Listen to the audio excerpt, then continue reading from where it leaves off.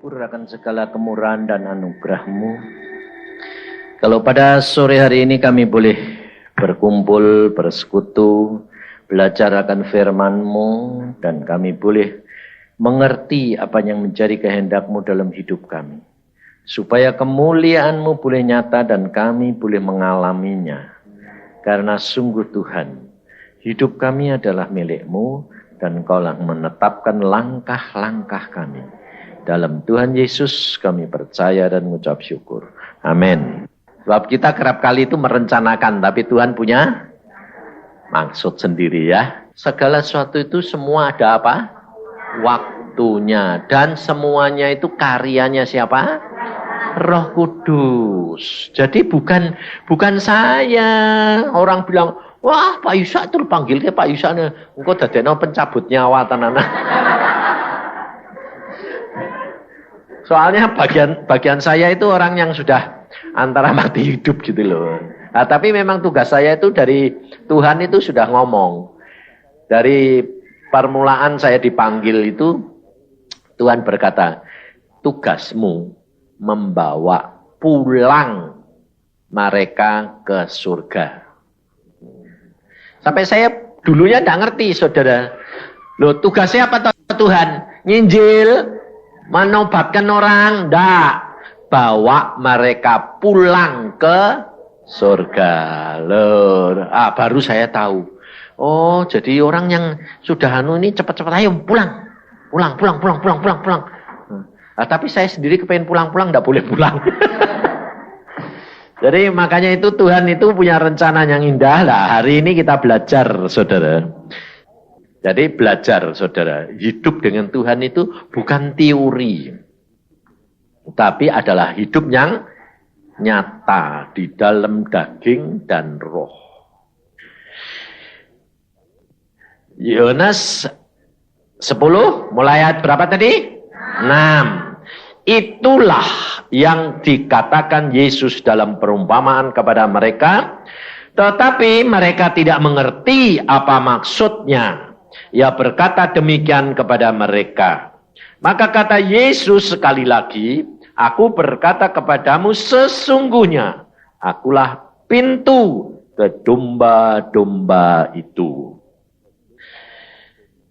Semua orang yang datang sebelum aku adalah pencuri dan perampok.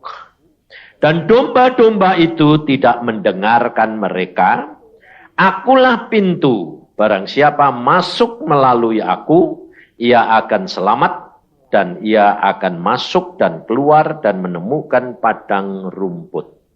Pencuri datang hanya untuk mencuri dan membunuh dan membinasakan.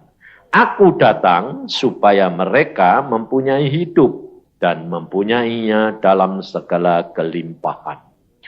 Akulah gembala yang baik. Gembala yang baik memberikan nyawanya bagi domba-dombanya.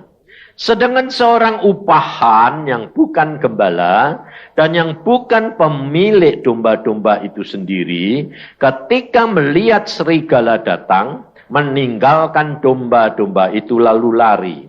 Sehingga serigala itu menerkam dan mencerai-beraikan domba-domba itu. Ia lari karena ia seorang upahan dan tidak memperhatikan domba-domba itu. Akulah gembala yang baik dan aku mengenal domba-dombaku dan domba-dombaku mengenal aku. Sama seperti Bapa mengenal aku dan aku mengenal Bapa. Dan aku memberikan nyawaku bagi domba-dombaku. Ada lagi padaku domba-domba lain yang bukan dari kandang ini. Domba-domba itu harus kutuntun juga. Dan mereka akan mendengarkan suaraku. Dan mereka akan menjadi satu kawanan dengan satu gembala. Bapa mengasihi aku. Oleh karena aku memberikan nyawaku untuk menerimanya kembali. Tidak seorang pun mengambilnya daripadaku. Melainkan aku memberikannya menurut kehendakku sendiri. Aku berkuasa memberikannya dan berkuasa mengambilnya kembali. Inilah tugas yang dikuterima dari Bapakku. Maka timbullah pula pertentangan di antara orang-orang Yahudi karena perkataan itu. Banyak di antara mereka berkata, ia kerasukan setan dan gila. Mengapa kamu mendengarkan dia? Yang lain berkata, itu bukan perkataan orang yang kerasukan setan. Dapatkah setan memelekkan mata orang-orang buta? Nah, kita kerap kali kalau kita membaca firman Tuhan, kita kerap kali tidak bisa mengerti perkataan-perkataan dari Tuhan Yesus. Pada waktu Tuhan Yesus di dalam dunia, dia berkata-kata ini selalu dikatakan orang gila, kerasukan setan. Karena apa? Karena tidak bisa dimengerti oleh akal manusia. Nah, makanya saya katakan kepada saudara, kalau saudara jadi orang Kristen, belum dicap gila, belum.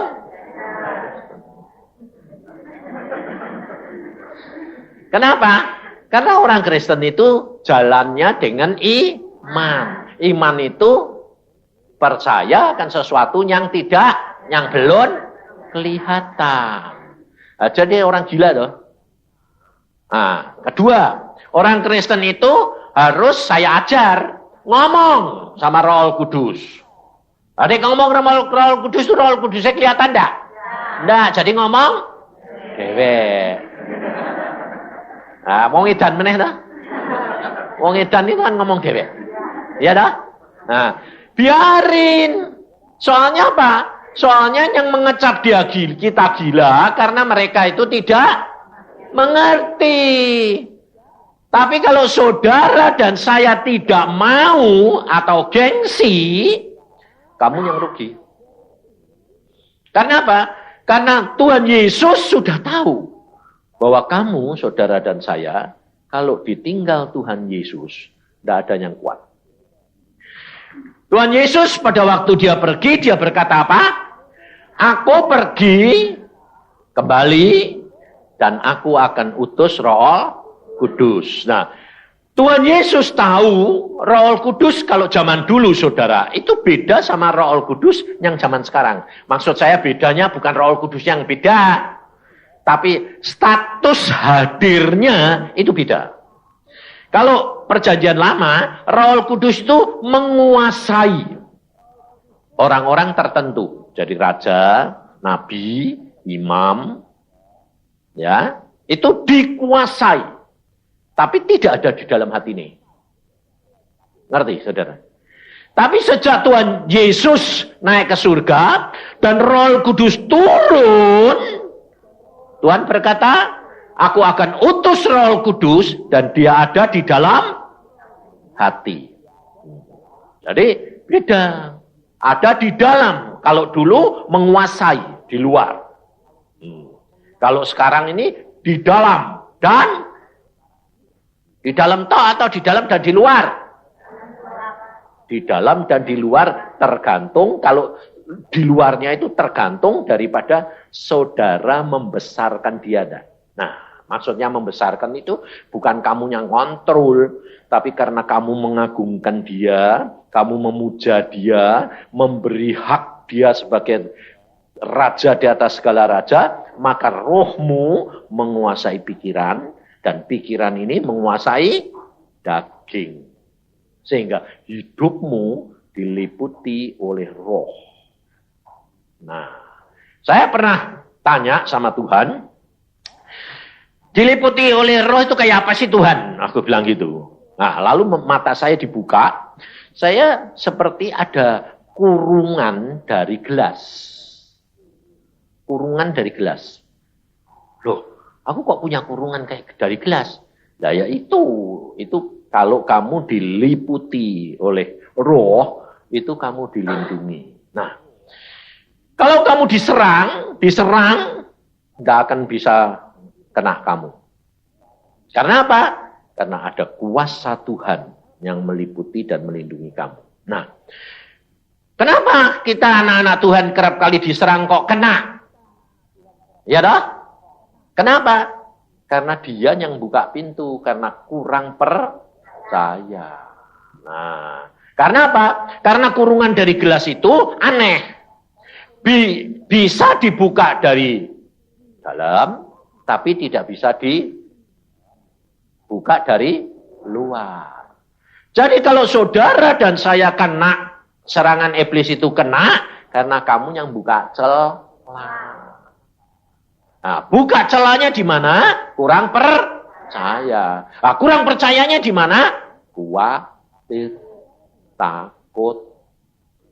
Nah, kenapa bisa khawatir? Kenapa bisa takut? Karena lihat. Contohnya, kamu didatangi orang, gede-gede. Nah, belum lihat parangi, lihat gubangi. Takut tak? Nah, kalau takut berarti buka celah. Nah, lalu kalau kamu nanti kena, kamu bilang apa? Lu Tuhan, kok gak mau lindungi? Nyalain Tuhan lagi, gak kurang ajar. Nah, karena gak tahu, saudara. Maka dari itu, ini baru saya tadi ketemu sama seorang anak Tuhan. Dia ini punya sopir. Nah, makanya itu saudara belajar dari kenyataan. Bagaimana saudara ini dan saya ini bisa menjadi orang Kristen yang benar-benar kuat. Nah, untuk jadi kuat itu tidak instan, saudara. Tapi saudara kepengennya itu instan. Lalu menggantungkan, bilang, Yesus, dalam nama Yesus, dalam nama Yesus. Loh, memang nama Yesus itu kuasa. Tapi kamu harus tahu status dan caranya. Kalau saudara tidak tahu, nah, ini ada seorang hamba Tuhan. Hamba Tuhan besar. Kenneth Hagin, pada waktu itu dia dikasih penglihatan, dia ngomong-ngomong sama Tuhan Yesus. Nah, pada waktu dia berhadapan sama Tuhan Yesus ngomong-ngomong itu, setan datang. Lalu setan itu ganggu di antara Tuhan Yesus sama dia. Jadi nari-nari, jejek gitu. Lah, ini hamba Tuhan kan jengkel. Lalu dia bilang, Tuhan usir. Tuhannya mesem. Nah, ini hamba Tuhan ini bingung. Lu Tuhan kok kamu tidak mau ngusir? Tuhan ini diem aja. Setan ini malah ketawa, hahaha, malah di gitu. Akhirnya Tuhan bilang gini, lu kok segala-gala kok aku mbok ngusir itu aku satpammu. Wong segala-segala kok aku. Nah, kamu tuh baca Alkitab enggak? Baca. Di dalam firman Tuhan bilang apa? Aku beri kamu kuasa. Lah. Oh, jadi aku yang harus ngusir. Kamu. Wong aku sudah beri. Aku pergi ke surga dan aku akan berutus Roh Kudus dan Roh Kudus yang akan menyertai kamu dan menolong kamu. Jadi kalau saudara bisa ngusir setan itu dalam namanya Yesus, yang ngusir siapa? Roh Kudus. Yang punya kuasa siapa? Roh Kudus, bukan kamu. Nah, tapi kerap kali kamu pakai kuasa itu seolah-olah kamu atau Tuhan. Nah, itu masalahnya. Makanya itu kurang ajar, saudara. Makanya tidak mempan. Nah, ini anak Tuhan, saudara. Kuncinya di mana? Dia selalu berdoa untuk keluarganya, untuk sopirnya, untuk pegawai-pegawainya. Tiap hari didoakan. Lindungi Tuhan, berikan kuasa, lepaskan daripada yang jahat. Ini terjadi di Surabaya. Satu saat, sopirnya ini mau jemput anaknya. Pakai mobil, jemput anaknya, majikannya. Saudara tahu di tengah jalan, ada orang 3 tiduran setengah katanya diserempet. Jadi, di marah-marah dibuka, saudara. Sopirnya langsung ditangkap, dicelurit, saudara, digobang. Sobek sampai saya bajunya sobek semua. Tangannya sini nih. Wah, akhirnya dia tidak bisa apa-apa, tapi dia punya kuasa. Padahal bukan orang Kristen. Gobangnya dipegang tempat yang tajam itu. Dipegang, diserebut sama dia. 3 kabur semua. Pikirnya dulu kok tak mempan. Semua kabur. Dia sendiri sampai bingung. Kok aku kok bisa? Lalu nyoba gobangnya ini apa? Ini celuritnya pada tajam. Anu pohon dijerok. Duh, potol. Bajunya sobek semua. Tangannya ini buaret semua. Putih kayak orang dicacah. Saudara, tapi tidak ada satu darah pun yang sopir loh, saudara. Saudara tahu? Bukan anak Tuhan. Tapi didoakan oleh majikannya. Makanya saudara itu kalau berdoa begini. Pembantu yang ikut kamu itu juga ada di dalam kuasa. Meskipun dia belum anak Tuhan, tapi dia di dalam rumahmu, dia adalah di dalam kuasa kamu. Dia punya hak untuk dilindungi. Sampai sopir ini bilang, aneh ya. Tapi sopir ini memang belum percaya, tapi tiap kali dalam kesulitan, Bu, doain saya. Jadi, saudara kerap kali kan, diinjili. Tidak usah. Dari buahnya, dia nanti akan bertobat. Maka dari itu saudara, kita harus menyadari dengan peristiwa dan kejadian seperti ini, saudara perhatikan. Alkitab yang kita baca tadi, Yesus berkata apa? Akulah gembala yang baik. Kamu siapa? Domba. Domba itu punya tanduk dah. Bedanya sama kambing. Kenapa saudara tidak dikatakan saudara kambing? Sebab saudara adalah domba. Domba itu tidak punya hak, tidak punya peralatan, tidak punya perlengkapan untuk melawan. Maka dari itu saudara, di dalam kesulitan, biarpun mengatakan orang Kristen, kalau dia tidak mengerti firman, dia pasti akan membuka celah dan akhirnya membela diri. Coba saudara perhatikan, Yesus sendiri berkata apa? Akulah gembala yang baik. Dan pada waktu Yesus berkata begitu, itu dia mengatakan kepada murid-muridnya, dan di dalam Yohanes 13 dia berkata apa? Aku Tuhan dan gurumu memberi contoh dan teladan. Nah, saudara perhatikan. Pada waktu Tuhan Yesus di dalam dunia, dia ngalami dikejar-kejar kayak kami enggak? Dikejar. Ngalami enggak? Terus apa yang dilakukan Yesus? Ayo gue tak pernah. Hah? Nah, Yesus tenang. Sebab dia tahu waktunya belum tiba. Tapi di dalam Yohanes 14 dia berkata apa? Dia tahu waktunya sudah tiba. Jadi dia dianiaya enggak? Iya. Ini domba, saudara. Makanya Yesus juga pada waktu di dalam dunia dia berkata, aku adalah anak domba. Yohanes bilang, lihatlah anak domba Allah.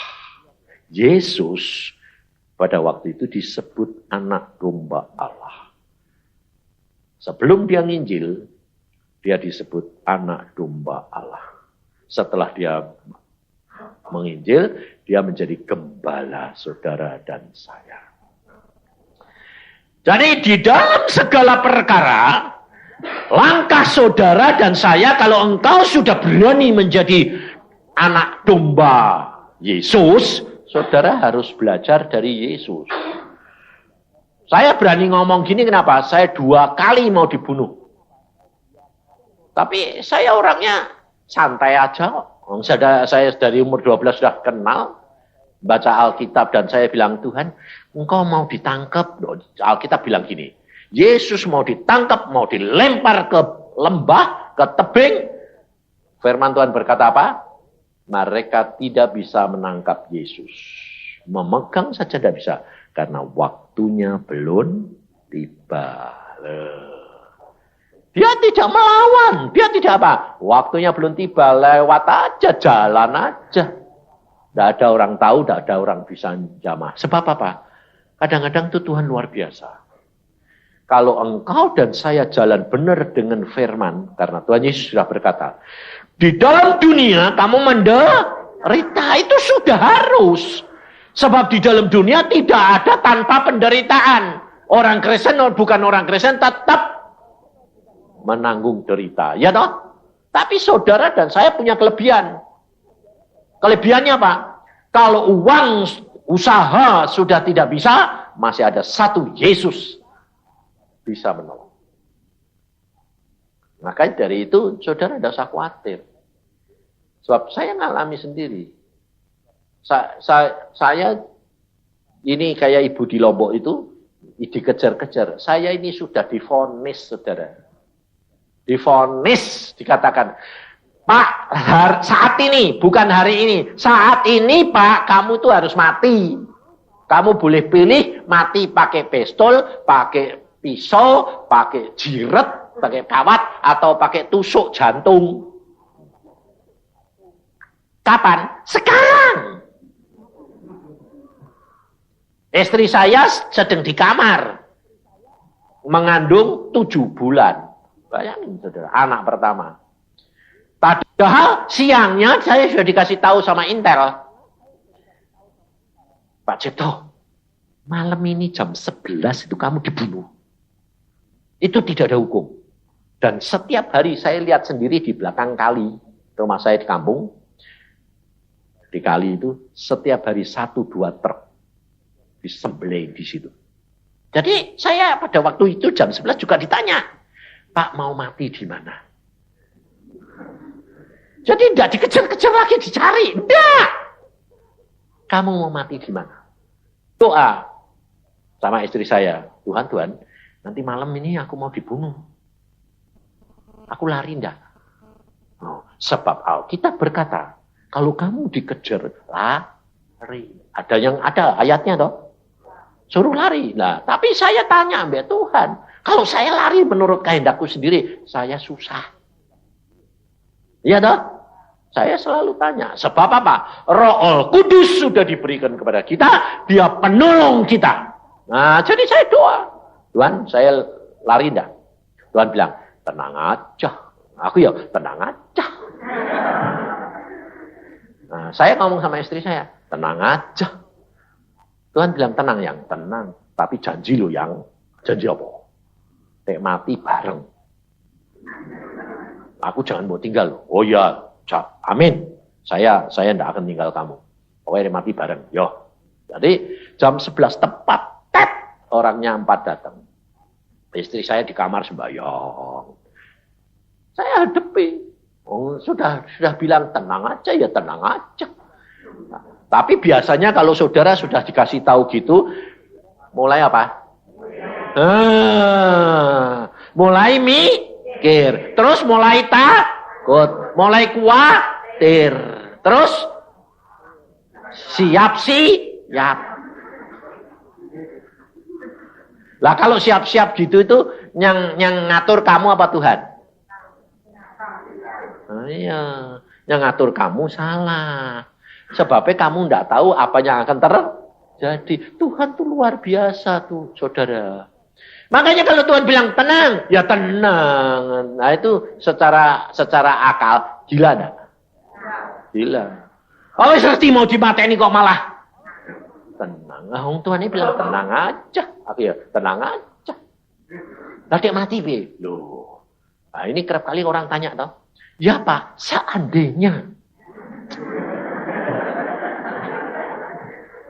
Loh aku muni, seandainya Pak.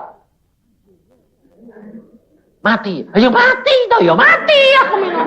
Kok seandainya mati piye? Ya masuk surga, untung toh. Lah ngapain pusing? Nah ini loh saudara. Yang menjadi penghambat adalah pikirannya. Kenapa? Pikiran kita kenapa kok jadi penghambat?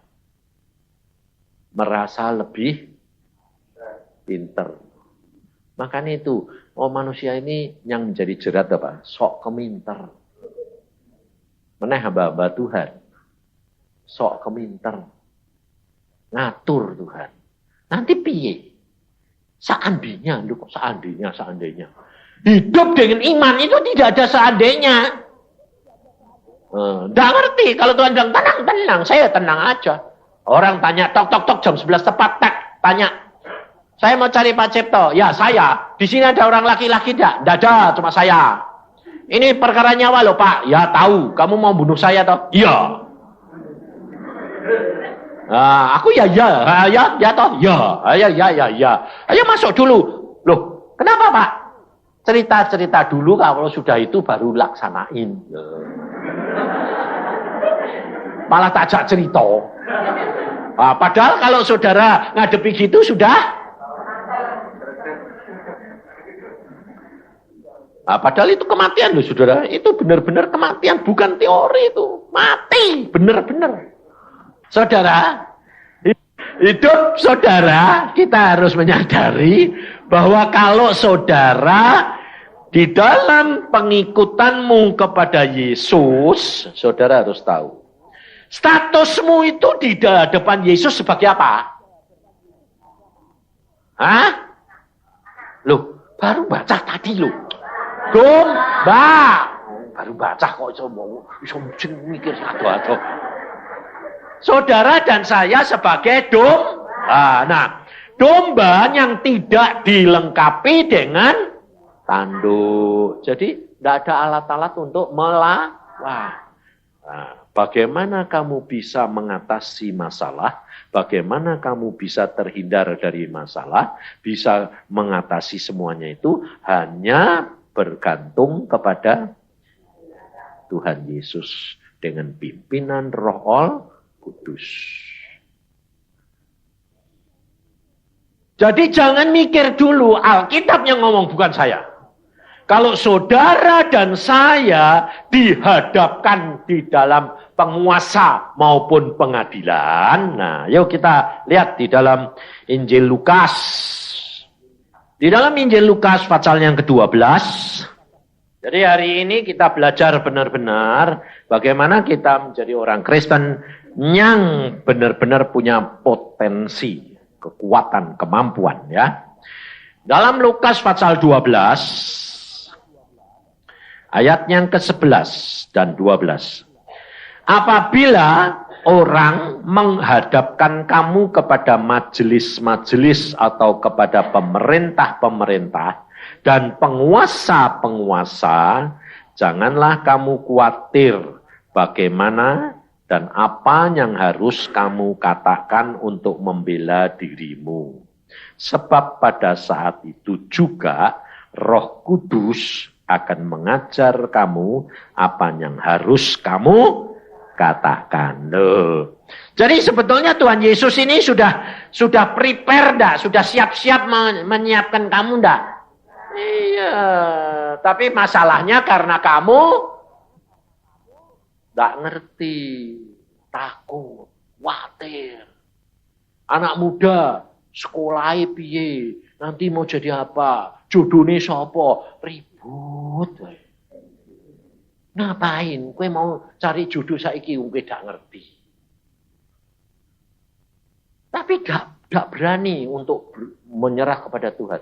Sebab kalau saudara dan saya itu nyerah kepada Tuhan 100%, kok akan dituntun langkah demi langkah. Sebab Yesus sudah berkata, Alkitab, Tuhan menetapkan langkah-langkah orang yang hidupnya berkenan. Lalu dikatakan di situ, apabila ia jatuh, enggak geletak. Jadi bisa jatuh enggak? Bisa, tapi enggak geletak. Jatuh ya jatuh. Kenapa kok bisa jatuh? Kalau Tuhan sudah menetapkan langkah-langkah kamu, tapi kenapa kamu bisa jatuh? Ya karena daging ini. Artinya apa? Roh menurut, daging lemah. Jadi jangan takut. Jatuh pun tidak apa-apa. Karena Tuhan tahu yang penting saudara apa? Menjaga apa? Apa coba? Motivasi hati. Hatimu, satu, takut akan Tuhan. Kedua, dahulukan Tuhan. Yang ketiga, tak nurut Itu saja yang Tuhan mau. Jaga hati yang selalu, pokoknya aku percaya Tuhan sanggup lakukan segala perkara. Nah, memang hal-hal seperti itu hanya bisa dilakukan orang yang suka nekat. Makanya orang yang suka nekat itu selalu dapat mujizat demi mujizat. Tapi deh orang tuh kebanyakan perhitungan. Waduh, sudah mulai dipikir ke, ini, hati-hati, ini, dijaga nih. Nggak bisa lihat mujizat, saudara. Karena apa? Karena jalan dengan iman itu tidak masuk akal. Bayangin. Tidak masuk akal semua. Maka dari itu saudara itu harus alami. Jadi orang Kristen kalau tidak ngalami percuma. Sebab saudara mau siapkan apa-apa. Tidak bisa. Kita tidak tahu kejadiannya kayak apa kok. Makanya pada waktu Jakarta ribut-ribut saya itu semalam tidak tidur. Gara-gara apa? Telepon terus. Sampai kami tak pakai ini biasa. Lah piye toh saudara? Ini mandek kayak tutup kring. Pak, ada apa aku ini? Aku ini malu gak tidur aku ini goro-goro kue. Lupa, ini keadaan kita tidak bisa tidur. Kenapa? Masa di depan. Lah, masa di depan ya apa-apa toh aku minum. Loh lah kue turu enak lah ini awal dhewe Pak gemeter. Loh kamu tuh punya Yesus dah? Iya, lah ya kok takut? Lah ya takut Pak. Aku bilang, aku tuh dulu sih ngalami lebih parah dari kamu. Ini yang tidak masuk piye Pak? Lu dia masuk yo piye aku minum. Lu masuk kok dek masuk piye aku minum. Lu dia masuk yo masuk. Ya toh yo dia masuk. Lah aku piye? Loh, kowe itu percaya ndak kalau Tuhan Yesus tidak menghendaki kowe mati, tak boleh mati. Kalau kowe mesti mati ya mati yo. Kok mlebu surga? Lho bener ndak? Lu kue itu kok gitu sih Pak? Lu lah ngomong apa? Aku bilang gitu. Percaya gue mati piye? Kue percaya Tuhanmu sanggup melakukan percaya. Ya sudah. Bar gitu tanya lagi. Aku metu pondok jeru. Loh lah aku bisa. Kenapa? Aku dong jeru diobongan aku ke panggang. Lah nek metu dibacok. Lah ya piye aku metu. Aku bilang, lah mau milih mana? Lah ya lah terus piye Pak? Sembayang sampai istri anak-anakmu ngomong, Tuhan, apa yang aku harus lakukan? Selama Tuhan tidak ngomong, duduk diam. Percaya Tuhanmu sanggup melindungi kamu. Ya wis. Tapi ojo ya percaya, tapi duwoke. Lah ya, saya bimbang lagi, betul enggak? Kalau perlu sumbat. Rahlah dulu. Terus dia bilang, yo wis yo. Sak jam nelpon meneh. Kenapa? Puji Tuhan, sepi Pak. Nah, ini sarjana saudara. Memang ya begitu itu. Lalu bilang dia lalu bingung kantore. Kantorku Pak, duitku mbek arsip done kantor. Loh nek takut ya jangan ke sana. Sayang nyawa atau sayang harta. Loh tapi piye Pak? Loh, kalau kamu sembahyang, kalau Tuhan bilang pergi, nekat. Pakai helm. Iya nggak helm. Banyak kau buka, ya ditutup. Lah mosok tekon buka terus piye? Ya tidak bisa aku menurut. Hidup itu harus kenyataan. Nah coba kira seandainya tidak bisa. Akhirnya benar dia berani. Tuhan bilang, kalau kamu berani ya pergi. Berani dia. Benar kau buka, saudara. Buka! Dibuka deh, dalam nama Yesus buka. Ya wis jalan. Itu dari di situ dia lihat, wah Tuhan luar biasa ya Pak. Iya, tergantung kamu. Percaya apa enggak? Nah, maka dari itu saudara dan saya harus tahu bahwa engkau dan saya itu adalah domba. Nah, kalau kamu tahu kamu domba, jadi di dalam diri kamu tidak ada rasa ingin melawan. Nah, sebab kamu lawan ya percuma karena kamu tidak punya tanduk. Yang lawan baik apa? Ya percuma. Lebih baik serahkan gembala yang akan berjuang untuk saudara dan saya. Nah, bagaimana caranya kita dapat di dalam saat-saat menghadapi masalah, kita punya kuasa, kita punya tenaga, kita punya kekuatan. Nah, itu yang kamu kepengen toh? Nah, iya. Itu hanya bisa kalau kamu mau bayar tiap hari. Kuasa itu hanya ada di dalam firman dan Roh Kudus. Dan itu saudara tidak bisa terima secara spontan, tapi setia dalam perkara yang kecil. Nah, itu doa tiap hari setia, kamu akan melihat kemuliaan Tuhan. Jadi jangan kira kalau kamu nanti punya kuasa dalam nama Yesus, tapi kamu tidak pernah mau hari demi hari baca firman dan berdoa, kamu punya kuasa. Tidak.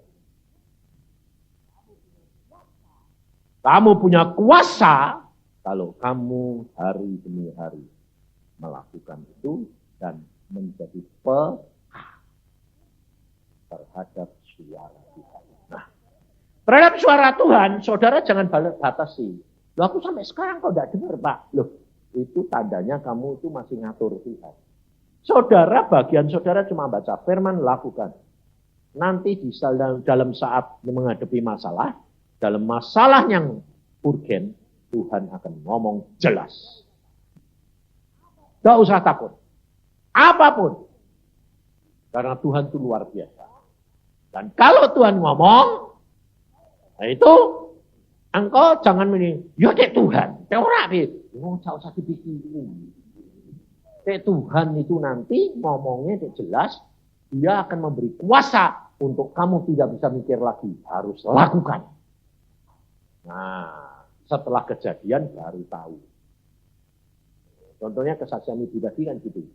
Dari negeri Belanda mau ke sini tidak jadi. Dia akhirnya seolah-olah dipaksa datang ke sini. Setelah kejadian baru tahu rencana Tuhan itu luar biasa.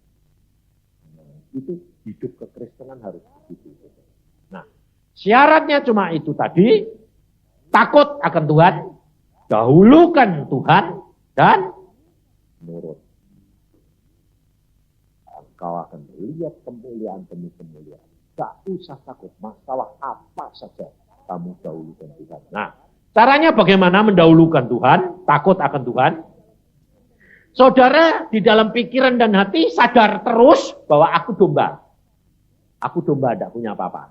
Jadi aku membutuhkan Tuhan. Nah, takut akan Tuhan itu mendahulukan dia segala-galanya. Jadi mamanya ngadepi sakit, ngadepi anak-anak, ngadepi apa-apa. Itu jangan bingung. Ini anakku kok nakalnya kayak gini sih, Pak. Ini jabak ya, Pak. Loh, aku bilang, loh, ini anaknya siapa? Anakku. Lah ya, lah kok iso nakalnya kayak gini, ini dari mana? Anaknya bapaknya dari sini loh. Tapi ini cucu bapak, itu ada rentetan. Nah, kalau saudara itu percayakan kepada Tuhan, doakan, lalu kamu ucapkan, jadi baik. Ucapkan dengan kata-kata iman, itu positif, akan berubah. Bodoh jadi pintar, bisa. Orang punya masalah, seorang ibu di Jakarta kemarin dulu bilang, Pak, saya pada waktu datang pada Pak Yusa, masalahku banyak ini kok tidak selesai Pak. Habis ini keluar ini lagi, kok tidak pernah selesai kita. Setelah jadi orang Kristen kok malah sengsara. Karena kamu tidak melakukan bagian apa? Baca Alkitab. Kamu mikirin masalahmu terus tidak bakal selesai. Lupakan, baca firman, serahin Yesus. Karena kamu ini tidak punya apa-apa. Kamu mikir buat apa? Kamu ya tidak punya kemampuan apa-apa. Ya sudah, serahin Yesus. Kau baca Alkitab sebanyak-banyaknya, masukin firman. Nanti kalau Tuhan ngomong apa, lakuin. Masa bodoh. Berapa bulan kemudian bilang, wah luar biasa Pak. Kok ternyata kok gampang ya Pak. Hanya baca firman, terus nanti ada apa-apa, saya cuma doa Tuhan tolong selesai. Loh kok gampang Pak? Lah iya. Nah, tapi kok saya puluhan tahun setengah mati ya rasain. Karena kamu kalau sudah mau jadi Kristen, harus jadi yang benar, saya bilang.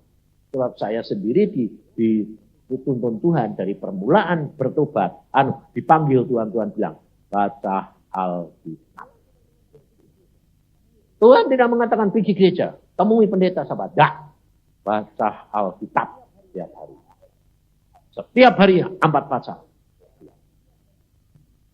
Sekarang aja saya baca setiap hari 10 pasal. Sudah 30 tahun yang lalu. Tuhan bilang, tambah. Lipat ganda. Nurut aja. Kalau engkau dan saya nurut, luar biasa. Saya dulu, saudara, ya seperti kamu, ngalami sendiri semua. Lulus dokter, saya selalu ngomongnya gini. Sama istri saya bilang, yang kita mau ditempatkan dokter di mana ya? Wah, di mana saya? Kamu istriku nurut ya? Ya, kecuali di Irian. Kenapa? Irian itu sumber malaria, penderitaan. Karena pada waktu 68 itu belum masuk Indonesia, saudara. Masih pepera, masih pemilihan. Jadi, wah, Papua Merdeka itu balai setengah mati. Republik potong. Dipotong, dipancung loh, saudara. Saya bilang, enggak usah ke sana. Pergi ke Kalimantan, lebih lumayan. Saya bilang, oke. Saya menghadap ke direktur. Pokoknya tak tulis di sini. Irian enggak. Saudara tahu, tapi sebelum masuk sembahyang dulu. Tuhan, aku hambamu. Engkau yang netepin aku. Meskipun aku bilang, Irian tidak mau. Tapi engkau yang tetapkan. Saudara tahu, saya cuma doa begitu. Masuk kamar dirjen. Selamat pagi. Silakan duduk. Dirjennya ngomong itu enak. Saya harap saudara siap ditempatkan di biak. Ini saya lupa kalau biak itu Irian.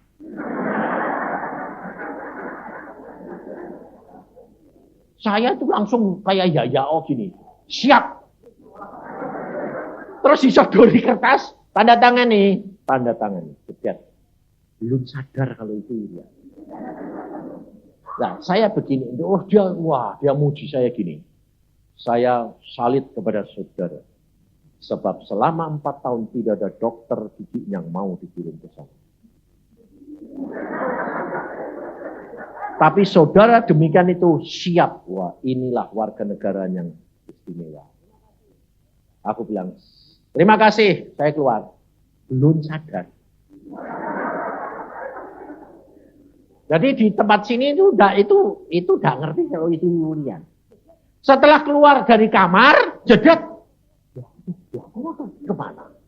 Jadi di situ saya itu merasakan bedanya dikuasai Tuhan sama dilepas. Demikian saya dilepas, biak kan Irian. Langsung saya tidak ngetok lagi, balik, masuk lagi. Papa. Kaget ya, ada apa? Biak kan Irian. Iya. Saya tidak mau. Dia dengan ayat Alkitab. Saya minta ya di atas yang ja. Langsung kayak orang ditusuk. Tus. Ya sudah. Nah, itu saya ngalami. Kalau dikuasai Tuhan, itu pikiranmu enggak jalan. Jadi jauh usah. Kakek mikir gini, ya dek Tuhan, dek setan, piye carane? Ya kamu piye carane? Ya itu namanya ngatur Tuhan. Ngerti enggak? Jalan aja. Makanya Tuhan Yesus bilang apa? Kalau kamu tidak seperti anak kecil, tidak bisa masuk surga. Tidak bisa masuk surga. Kalau tidak jadi anak kecil, kenapa toh? Kakek kemintar gitu. Sok pintar. Oh, Tuhan kok sok pintar. Ini piye. Oh, kamu cuma makan tak menteng lu paru-paru itu kan klepe sama itu dewe bisa itu. Buat coba aturan. Masuk sini bisa. Oh, mau keselak malah mati gitu. wis diatur mbek Tuhan kabeh kok saya bingung gitu loh. Makanya saudara itu tidak usah takut. Apa saja. Jalan dengan kemana-kemana itu tidak usah khawatir. Kalau saudara benar-benar berjalan dengan Tuhan, engkau akan melihat kemuliaan. Ngerti tidak? Caranya cuma itu. Baca Alkitab tiap hari, berdoa tiap hari, itu memberikan lapisan kuasamu menjadi kuat. Dan jaga motivasi. Dalam segala perkara. Anakmu sakit mamanya. Dokter dulu atau Tuhan dulu? Harusnya Tuhan dulu. Tapi pasti ribut dokter itu. Dokter diong. Telepon tapi membayang dulu Tuhan maumu apa. Makanya saya selalu kalau ditanya saya bilang gini. Kalau mau itu takut Tuhan mendahulukan tuh begini. Menghadapi anak sakit. Gawat seperti apa? Kamu menghadap. Langsung. Enggak usah masuk kamar. Enggak usah ya situ. Jadi nanti nek masak ya ada masalah ya. Mbak masak. Mbak ngomong. Nah itu loh belajar begini. Tuhan. Ini anakku sakit. Ini istriku sakit. Maumu apa? Nah, tolong Tuhan Roh Kudus. Pimpin aku bertindak sesuai dengan kehendak. Pasti. Ya nanti terus ngomong, ayo gini. Enggak. Tapi saudara tidak tahu, tapi saudara dipimpin sampai melakukan kehendak Tuhan. Sebab Tuhan melihat gini. Dilihat, kamu sembahyang begitu, dilihat. Oh, iki engko bakal ngelakuno ini. Ya bener toh. Bener. Tek salah dikasih tahu. Nah, saudara kepinginnya apa? Dikasih tahu dulu sebelum melangkah. Enggak boleh. Itu namanya ngatur Tuhan. Jalan aja. Enggak usah takut. Makanya coba belajar dari perkara yang kecil gitu loh. Sehari-hari itu bersama dengan Tuhan. Makanya ada sampai hamba Tuhan ada loh saudara. Sampai pakai pakaian, mau pakai yang mana, warna apa, tanya Tuhan. Ayo, boleh enggak? Boleh. Kelewatan pada? Enggak. Dia maunya sembarang dari Tuhan. Boleh. Saya bilang, setuju. Yo, Tuhan itu ngatur luar biasa loh. Sampai pakaian, sampai apa. Lu ngaku tuh ya gitu kok. Aku kadang-kadang cuma gini. Tuhan sabu kok sport, kok wis belel sih Tuhan. Cuma ngomong gitu loh. Ada orang ini, ada yang beli, ada yang Egner, atau ya, mau siji kok tiga sabu sampai terlalu. Ini apa ini? Tuhan bilang, aku memberi kamu berkelimpahan. Jadi dengar kelimpahan, aja langsung. Ini ngatur Tuhan itu. Kelimpahan itu segala sesuatu, kebahagiaan, damai sejahtera, sukacita, keselamatan. Loh, itu toh. Kamu punya duit akeh. Alkitab bilang apa? Orang yang paling celaka adalah orang yang diberkati, dapat uang banyak, segala punya, tapi tidak punya kuasa untuk menikmati. Itu orang yang paling celaka. Tapi yang nikmati siapa? Oh, ngawur. Baca di pengkhotbah. Makanya saudara nanti lihat kalau saudara itu menyenangkan hatinya Tuhan, Tuhan yang ngatur saudara. Pengkhotbah pasal 2 ayat 25 26.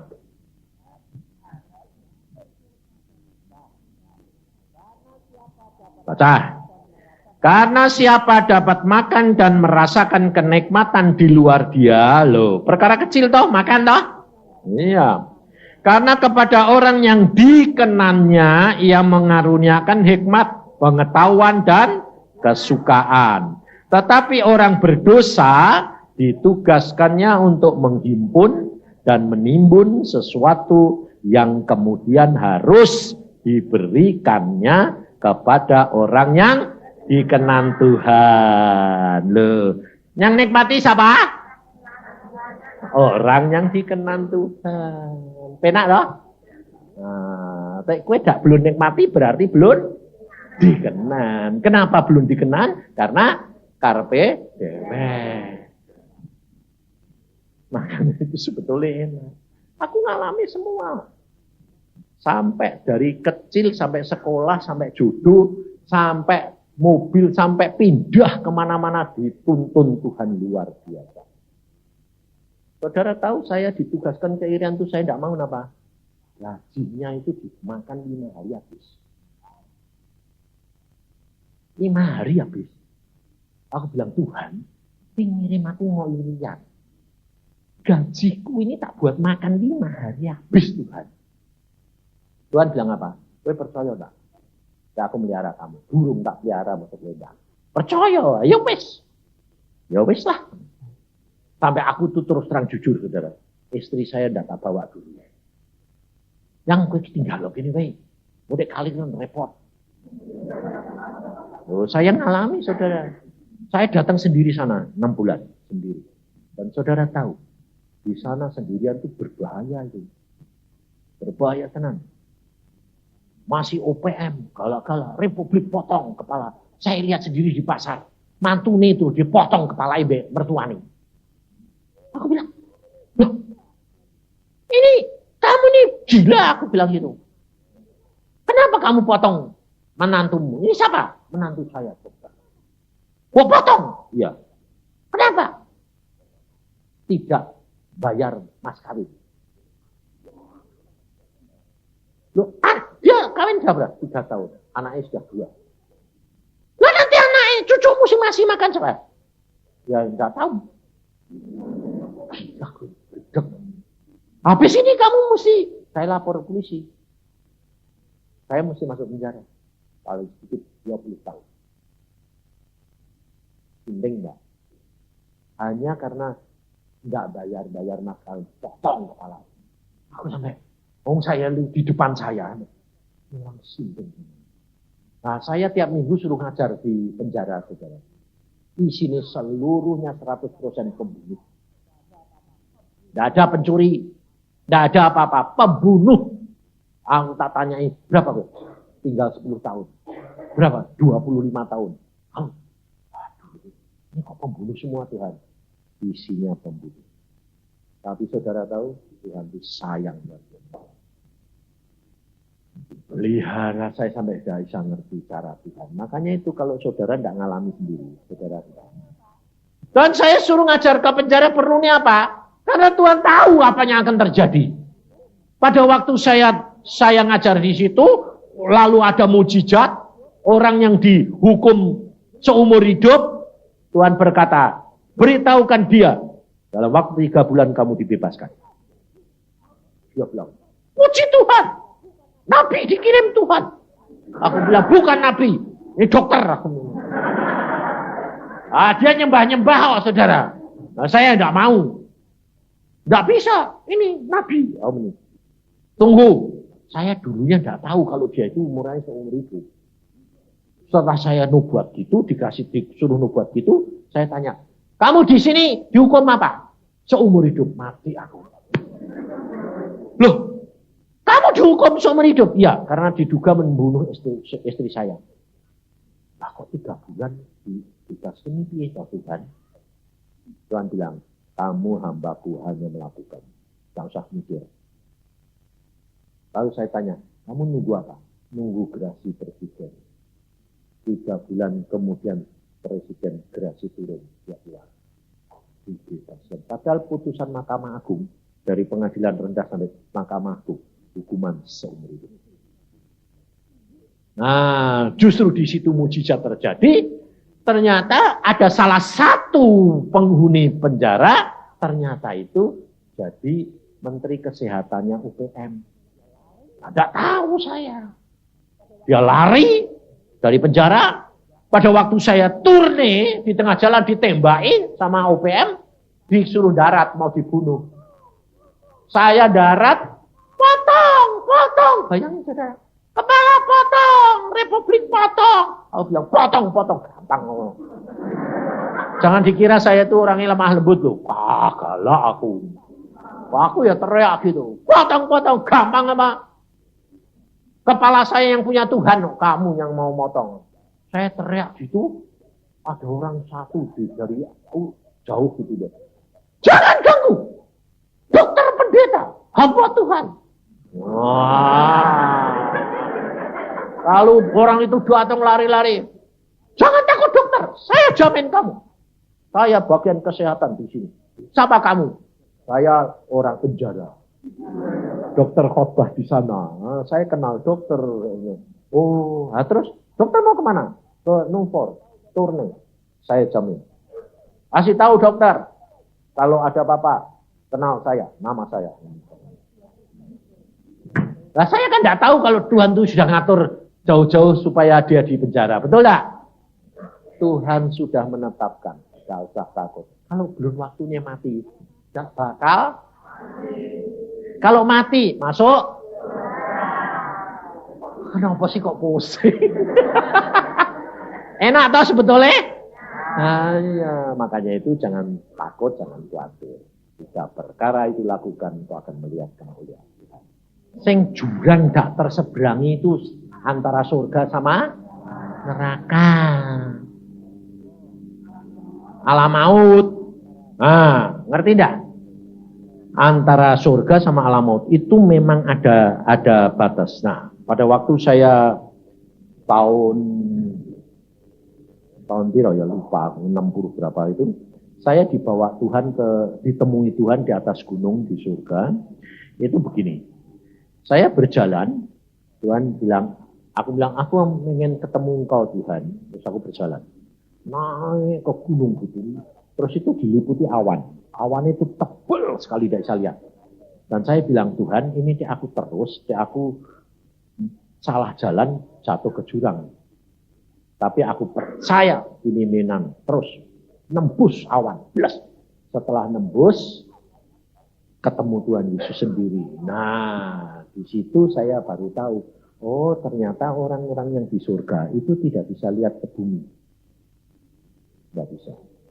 Nah, lalu mengatakan Lazarus disuruh turun, tidak boleh sama Abraham, betul? Jadi lalu orang-orang punya image bahwa orang yang sudah mati tidak boleh turun. Siapa bilang? Alkitab berkata, Tuhan Yesus pada waktu di atas gunung ditemui siapa? Musa dan Elia. Musa mati belum? Elia sudah naik ke surga belum? Disuruh turun lagi enggak? Ya, boleh. Nah, pada waktu saya ketemu Tuhan Yesus berkata apa? Terimalah batu putih ini. Saya dikasih batu putih, ukurannya itu 60 kali 20. Kayak balokan es. Putih, luar biasa. Putih-putih ungu, bergemerapan kayak berlian. Terus saya masukkan sini, masuk. Kasih 7. Habis itu, lalu saya bilang gini, sudah cukup Tuhan. Cuma kakiku yang belum. Tuhan berkata begini, kalau kurang minta. Baru saya tuh tahu. Untung Tuhan ngomong gitu. Coba enggak, saya pasti jatuh. Karena apa? Karena ternyata semua penuh dikuasai roh, tapi kaki saya enggak. Dan kaki ini yang membawa orang jatuh dalam dosa. Untung saya sadar, setelah sadarnya itu setelah berapa tahun pelayanan 7 tahun, saya tahu, waduh Tuhan, aku butuh lagi 2 batu putih untuk kakiku kanan kiri. Tuhan bilang terima penuh, sehingga ada jaminan tidak akan jatuh. Maka dari itu saudara, kalau kita sama Tuhan itu luar biasa Tuhan. Nah, saya tahunya bagaimana? Setelah saya sama Tuhan di atas bukit, Tuhan berkata, kamu kembali turun, bawa mereka pulang. Siapa Tuhan yang bawa pulang? Buka awan tebel luar biasa dibuka. Ternyata itu kalau dibuka kayak guntur. Gluduk. Tuhan, suaranya kok kayak guntur gini? Iya. Batas antara surga sama itu awan. Aku tutupi awan. Makanya Yesus pada waktu dia naik ke surga, ayatnya bilang apa? Kisah Rasul pasal pertama ayat 9, sesudah ia mengatakan demikian, Terangkatlah ia disaksikan oleh mereka dan awan menutupinya. Dari di situ tahu, ngerti tidak? Bahwa ada batas itu ada. Dan orang boleh pulang kalau diizinkan Tuhan. Boleh datang ya. Ayo sembahyang lagi. Tuhan Yesus, kami mengucap syukur akan kasih sayang dan setiamu. Karena semuanya ini anugerah-Mu. Kalau kami boleh belajar dan kami boleh dipacu untuk mengenal Engkau lebih dalam. Dan mengenal Engkau lebih lagi. Supaya kemuliaan Tuhan boleh nyata dalam hidup kami. Dan kami berkelimpahan dalam damai sejahtera, sukacita, ketentraman, kesehatan, keuangan, dan keselamatan yang daripadamu. Terima kasih Bapak. Dalam Tuhan Yesus.